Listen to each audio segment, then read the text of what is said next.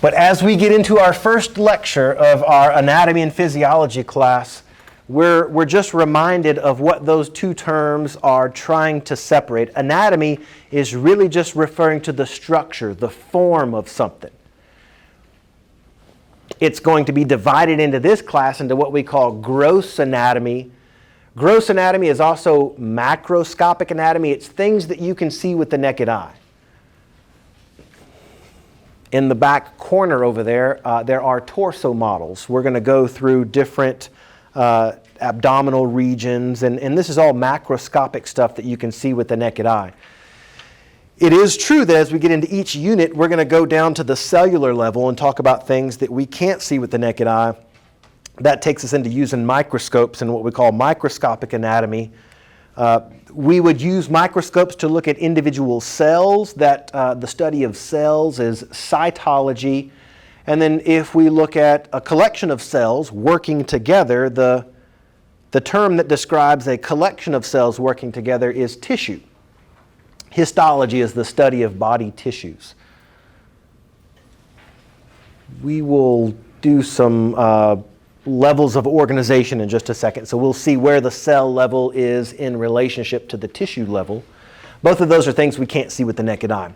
I said we would also talk at least 30% of this class about the physiology part, the function of how things work. So if anatomy is the structure, physiology is going to be the function. And those two things are intimately tied together. This principle of complementarity is referring to that same thing, that anatomy and physiology are intimately linked. You can't alter the structure of something without altering the function. I was just talking about that in biology all of the time. In biology, as DNA is passed down from one generation to the next, it's modified slightly. And those modifications, they can alter structures. And I have to be very careful by saying anytime you alter the structure, like I said, you alter the function, sometimes the alteration improves the function. That would be a beneficial change. And sometimes alterations will hinder the function. Whether it's good or bad is kind of determined by the habitat or the environment. It's the case that, like we said, you can't alter a structure without also affecting the function in some way. Here are some pictures that they kind of look similar, but we're at totally different scales of nature. One of the things I think is fascinating is that you see these repeating structures or these repeating forms in nature. And the form, again, at whatever scale of nature you're looking at, tells you something about the function. This is a cross-section through the spleen. We'll see the spleen sits over here in the abdominal region, and it's one of these organs that filters the blood. It's going to remove old red blood cells and pathogens that shouldn't be in the bloodstream and lets the filtered blood go back into the bloodstream. You can see there are blood vessels that deliver a lot of fluid to the spleen, and there's a big vein that drains fluid away from the spleen. When we look over here, that kind of looks like a spleen. In fact, the structure is doing the same function. This is actually a satellite image of a river delta. If you look down there, you can see clouds. So we are way up above in a satellite looking back down at a patch of earth, and you can see these wetlands. The wetlands are kind of the same structure as the spleen, and they're doing the same function. Those lands are removing toxins and things that are in the water stream before this makes its way out into the deep ocean. So structure, again, is telling us something about function. For this class, let's just do a quick little pyramid where we can group these terms together. And I'll kind of map out where we will spend most of our time in this class.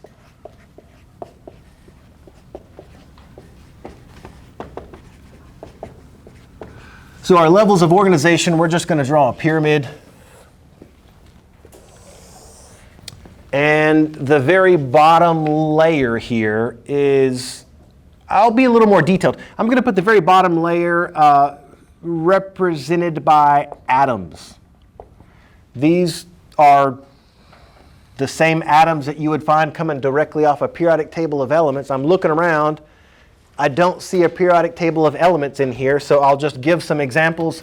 Atoms that you might find on a periodic table of elements, there are we'll see a lot of carbon atoms, a lot of oxygen atoms, a lot of hydrogen atoms, a lot of nitrogen. We'll see sodium, we'll see potassium, we'll see calcium, we'll see a bunch of these individual atoms.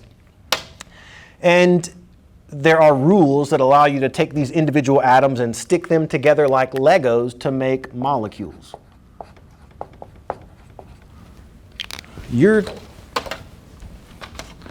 handout is referring to, it has the word chemicals. That is referring to these two levels, this level of chemistry where we have atoms and individual molecules.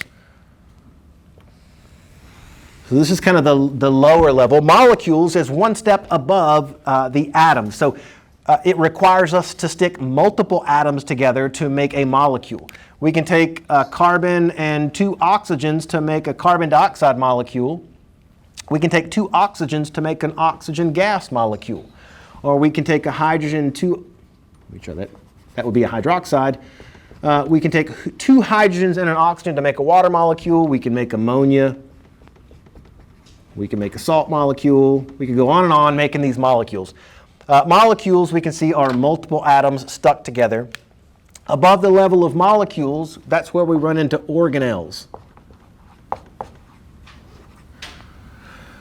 Some common organelles that we will at least reference in the human body would be mitochondria.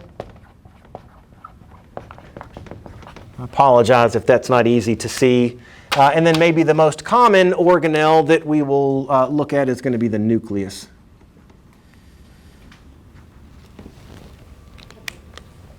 Above the level of organelles, we get to the level of cells. There are really 2 types of cells, what we will refer to as bacteria. These are simple prokaryotic cells. We don't talk too much about prokaryotic cells because all of our human cells are of the eukaryotic variety. Where we really get into this class is the layer above cells. If we can see that if we stick multiple atoms together, we get molecules. Multiple molecules stuck together makes organelles. Several organelles working together constitutes a cell. So if we have multiple cells working together for the same purpose, that constitutes body tissues. There are 4 types of tissues that we need to know. We can go ahead and list them since that's where we're going next time. The 4 types of tissue we're going to see, here I am with this orange color again.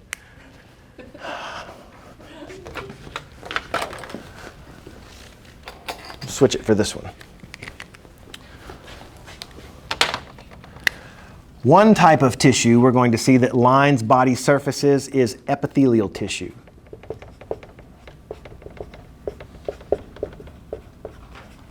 Epithelial tissue is one type. The next type that we'll talk about is connective tissue.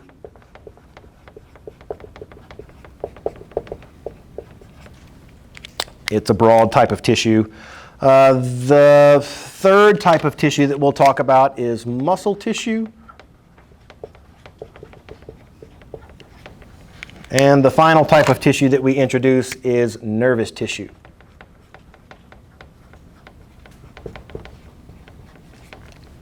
So all 4 types of tissue would be found at this level.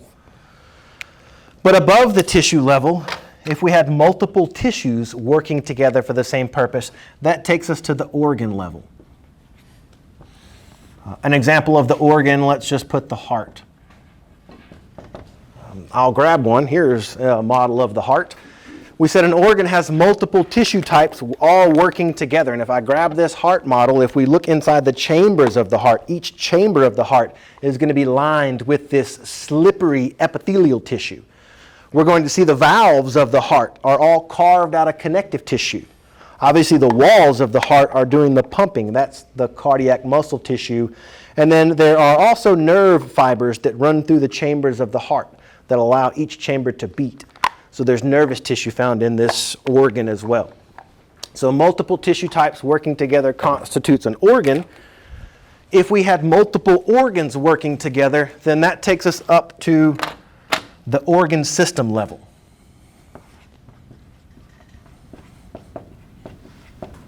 Organ systems. I'm going to leave a little bit of room there because our textbook wants us to be aware of 11 organ systems.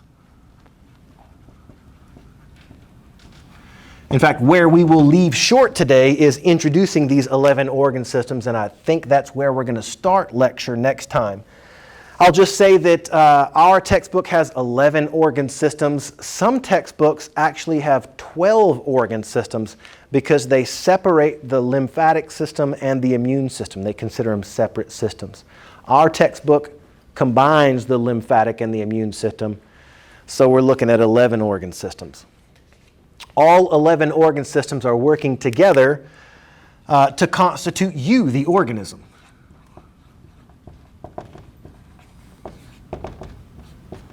So we'll put a little figure at the top. For the purposes of this class, we don't have to go beyond the organism level. In the biology class, for example, we did go past the organism level and look at populations of organisms. But we can stop here at the organism level in our human A&P class. And the whole reason I wanted to put this up here is just to kind of show that we spend most of our time in this class between the cell level and the organ system level. We, at some point as we go through the 2 semesters, are going to tour each of these 11 organ systems, and we're going to look at the types of cells that we find there and what are the roles of each of those cells. So that should allow you to answer that question on the first page of the lecture handout where we have the levels of organization.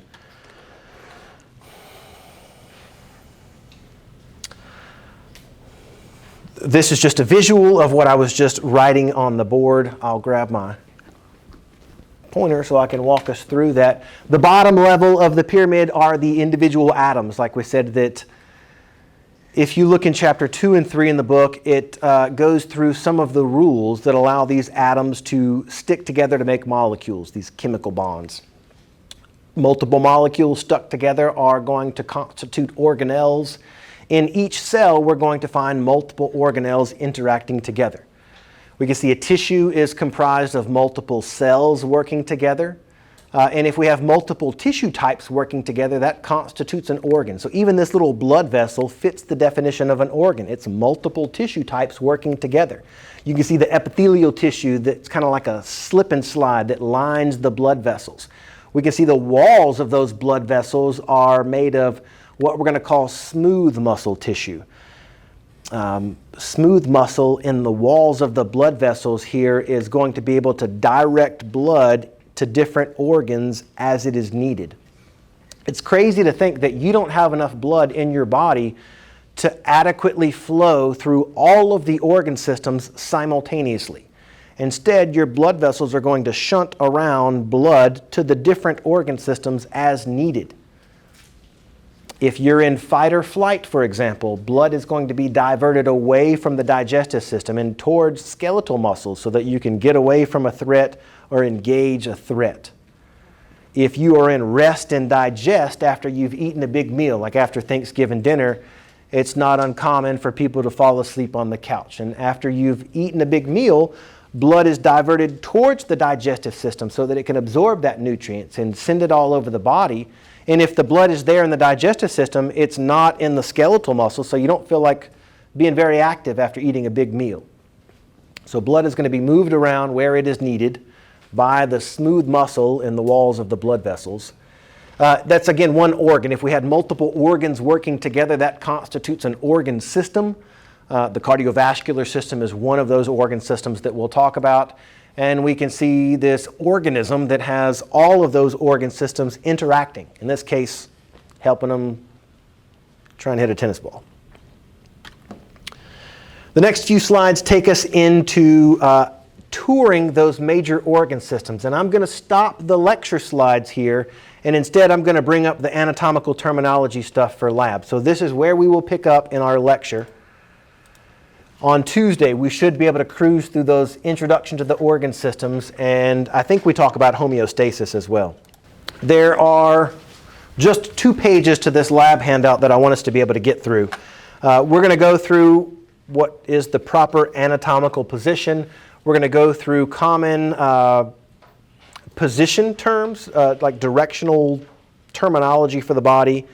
We're going to identify these 4 different planes of symmetry, and before we leave lab today, you'll demonstrate, you and 3 other group members will demonstrate those planes of symmetry on our stand-in torso models, which are these Twinkies. And I want to introduce, maybe we'll get to these body cavities. So just these first 2 pages, you can see there are some notes about the Twinkie dissection that we do. After this, it gets into lab 2 and 3, which is a tour of the different body tissues. We will pick up with lab 2, obviously, on Tuesday. So you can scroll down to see all of the tissue stuff. I think we have 3 days to cover that, and that'll give us our 4th day to do a lab review. So I'm going to go through the first 2 pages and point out these anatomical terms and proper anatomical position. So if you have that lab handout ready, I'm going to scroll past our lecture slides, and towards the end of our first PowerPoint, right here, we start our lecture. Again. We start our lab slides. So lab list, let me grab mine, starts off with proper anatomical position. You can see the lady on the screen is demonstrating for us proper anatomical position. If you're unfamiliar with that, there are 3 things that we can note about proper anatomical position. You can see the legs and the arms are to the side. I'm not slunched over, but my body is standing erect. Then the third final thing, not only am I standing up tall and my arms and my legs are at my side, you'll notice that my palms are facing forward. My palms are not facing the board behind me, but are facing forward. So when the palms are facing forward like that, you'll notice that my thumbs are lateral. My thumbs are further away from the buttons on my shirt. So in proper anatomical position, we'll see those thumbs are sticking out laterally. The pinkies are going to be closer to the midline of the body. So there's proper anatomical position. If we look more closely at directional terms, you can see on your lab list, let's go through each of those directional terms. And I want to note real quick that the directional terms superior and inferior are only going to be used on the torso of the body. So the head, the neck, and the torso, we will use the terms superior and inferior. But you'll notice if we are talking about an appendage, if we're talking about an arm or if we're talking about a leg, we're going to instead use the terms proximal or distal. And that should be obvious. If if my arm is down like this, then I should also be clear. Proximal just refers to the point of attachment. It means closer to the point of attachment. If I want to use my upper arm as an example, then this entire arm is attached to the torso right here at the shoulder. So these directional terms are always comparative terms. If I wanted to compare my wrist to my elbow, we would say that the wrist compared to the elbow is further away from this point of attachment. So we can say the wrist would be distal when it's compared to the elbow. Right? The elbow would be proximal. What are you thinking? Here you go.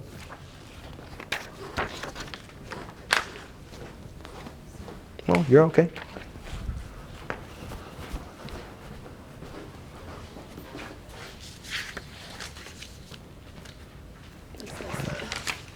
Thank you. You got the other one, right? Yeah. Okay. I was talking about superior and inferior on the torso of the body, proximal, distal on the appendages.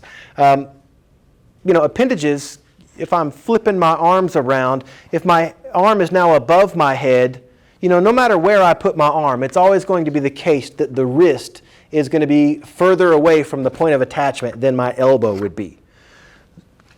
We wouldn't want to use the terms superior or inferior. for obvious reasons. If my arm is like this, we could then say that my wrist would be below or inferior to the elbow, but that's no longer the case if I raise my hand. So we will want to be careful to use the term proximal and distal when we're talking about appendages. No matter where I move my leg, the knee is always going to be closer to the point of attachment than the ankle would be down there. So knee is proximal, ankle is distal. And I should say, the ankle is going to be distal only if we compare it to the knee.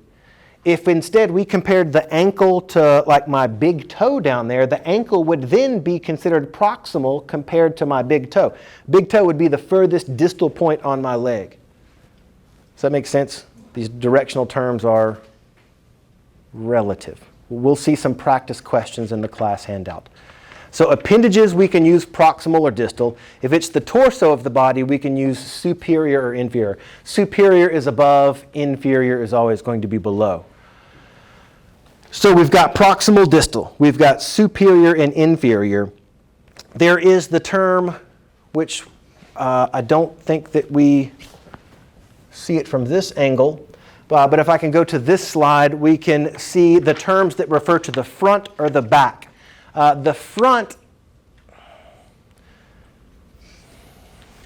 I'm going to erase our to-do list real quick so that I can get this thought out.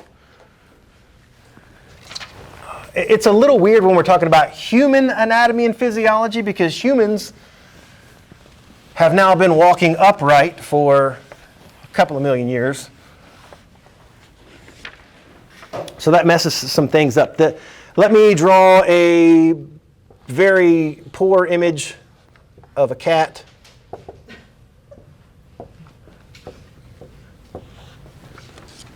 Terrible. But what it does is it allows us to see the difference at least. Again, this doesn't work with a human because if we're thinking about mammals that walk on four legs, we can use the term that means in front of as anterior. Anterior is in front of, and posterior is behind. And if we're thinking about the terms dorsal or ventral, dorsal means like the dorsal fin on a shark. You would find it along the back side of the body. So dorsal versus ventral. Ventral is going to be belly side. So ventral, dorsal, anterior, and posterior are four different directions when we're talking about things that walk on four legs. But we're not talking about that in a human A and P class. Since we have now been walking upright on two legs, you can see if this cat were just to stand up on its back two legs, now anterior and ventral become synonymous. Dorsal and posterior become synonymous in human A and P. So you've got on your lab list, we've got to be familiar with anterior versus posterior, so in front of or behind. Dorsal, which is, again, along the back side, versus ventral, which just means belly side. You can see standing on two legs, dorsal and posterior are the same as anterior and ventral.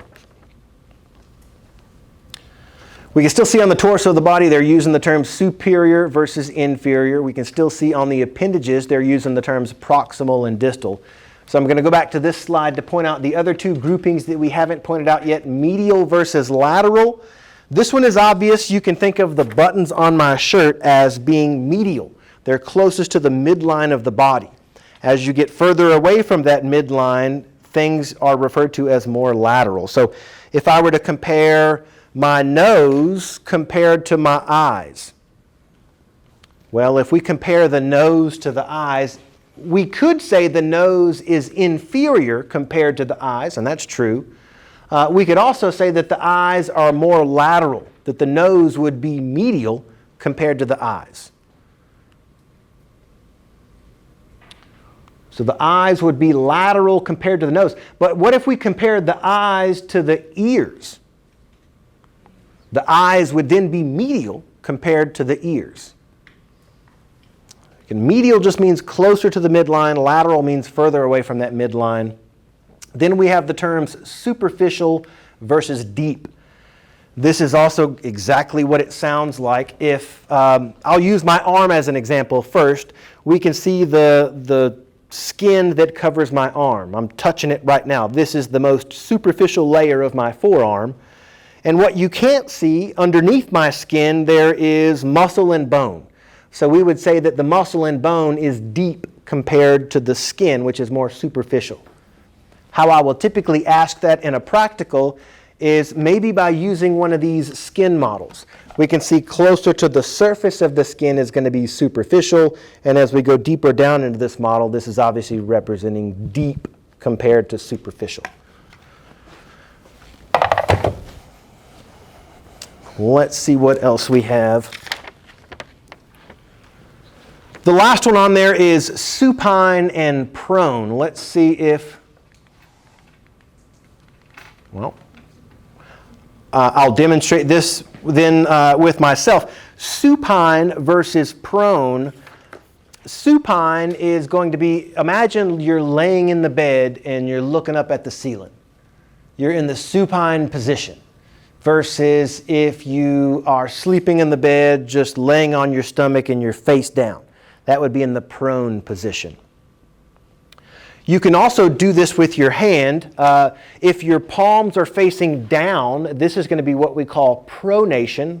Your palm is facing the floor. It's in the proned position. Versus your palm facing the ceiling. This is called supination, when our palm faces up. I remember that because if I supinate my palm like this and you're passing out soup, I can accept some of that soup, even just if it's a handful, if my hand is in the supine position. That's a very weird way of thinking about it, but it helps me remember supine versus prone. Supine and prone. Back to the terms. So the next terms that we get into, it looks like, are those planes of symmetry. So let me jump over that for just a second. To get to these planes of symmetry, we have to see what's called a mid-sagittal plane. Notice the green line is representing our sagittal plane. It separates the body into a left and right half. You'll see your lab list has mid-sagittal, and then underneath that it also has just a normal sagittal plane. I'll stand up here and use myself. Imagine if there is a saw that comes down and separates me into left and right halves, and it's equal left and right pieces. So the saw comes right between my eyes, right down the middle bridge of my nose, right down the middle of each of these buttons, and separates me into equal left and right halves. If it's equal left and right pieces, it's a mid-sagittal cut. But instead, like, what if that saw came through and cut me into left and right pieces that are not equal? Like a very thin right slice of me compared to a large bulk of the left-hand side of me. That would also have separated me into a left and right piece. They're just not equal left and right pieces. That would be just what's called parasagittal or a normal sagittal plane. Frontal, we can see this purple line is separating the body into a front and a back piece. Frontal planes divide the torso into a front and a back half. And then you have your transverse plane, which separates the body into a top and a bottom half.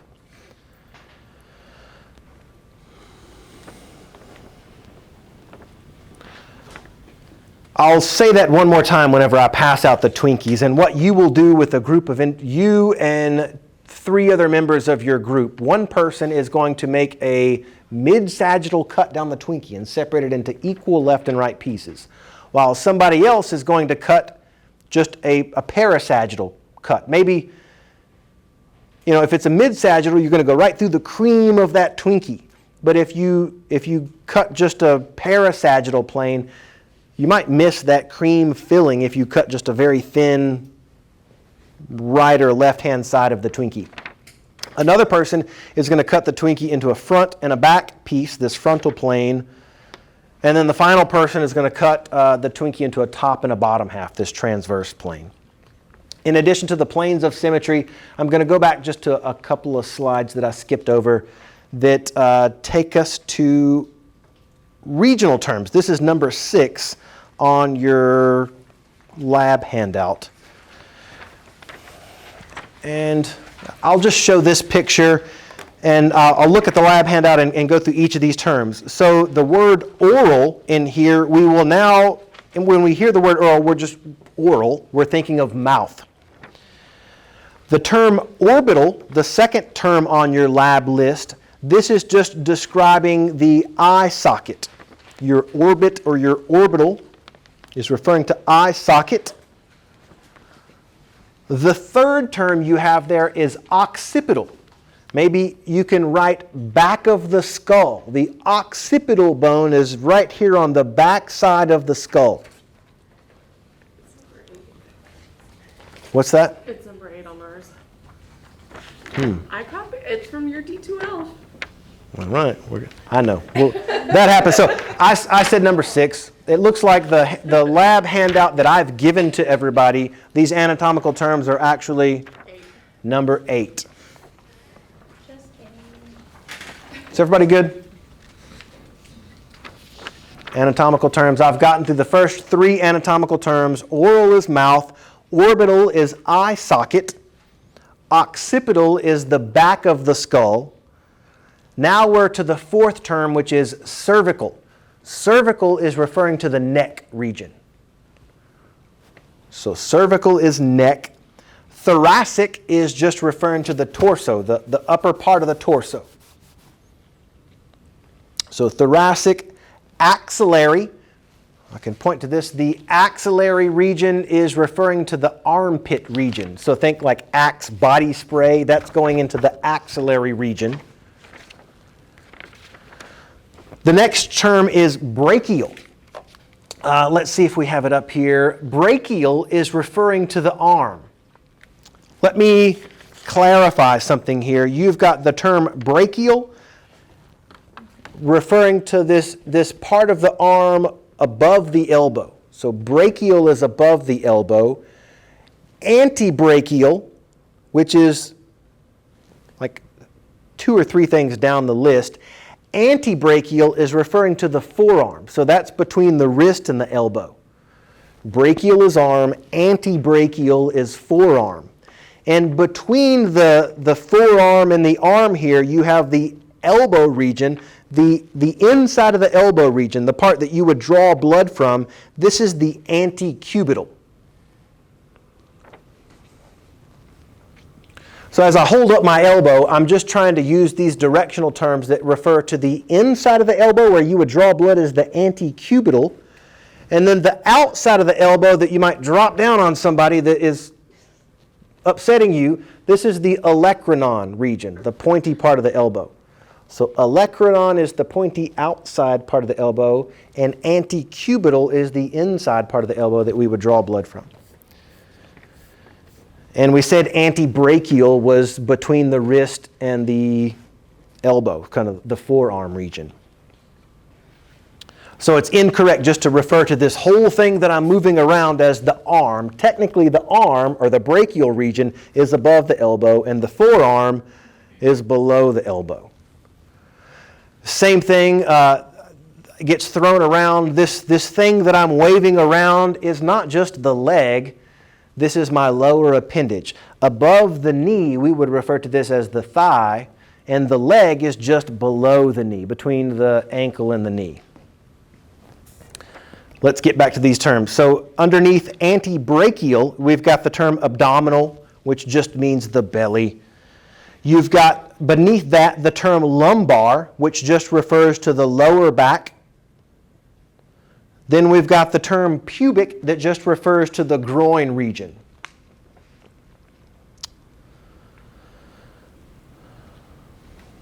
You can see the pubic region is flanked on either side by this inguinal region. Then you've got the gluteal regions, which are just the butt regions.